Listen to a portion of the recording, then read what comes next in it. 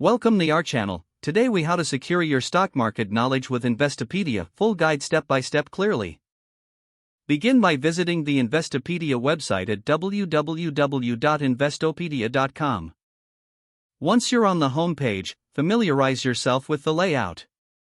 Look for the search bar located at the top of the page. Type in keywords related to stock market topics you want to learn about. Browse through the search results to find articles that catch your interest. Click on an article title to dive deeper into the topic. Take time to read through the entire article for a comprehensive understanding. Make use of the definitions and explanations provided within the content. If you come across unfamiliar terms, use the built-in glossary feature. Next, explore the education section found in the website's main menu. Here, you will find structured courses on various financial topics, including the stock market. Select a course that aligns with your learning goals. As you progress through the course, take notes on key concepts.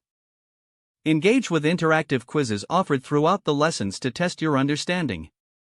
Don't hesitate to revisit any sections that you find challenging. After completing a course, check out related articles suggested at the end. Consider signing up for Investopedia's newsletter for the latest updates. If you prefer video content, navigate to their YouTube channel for visual learning. Stay consistent by setting a schedule for regular visits to the site. Join the Investopedia community forums to connect with other learners and experts. Ask questions and share insights to deepen your knowledge. Finally, revisit the topics periodically to reinforce your learning over time. If the page does not load, refresh the browser or try again in a private or incognito window.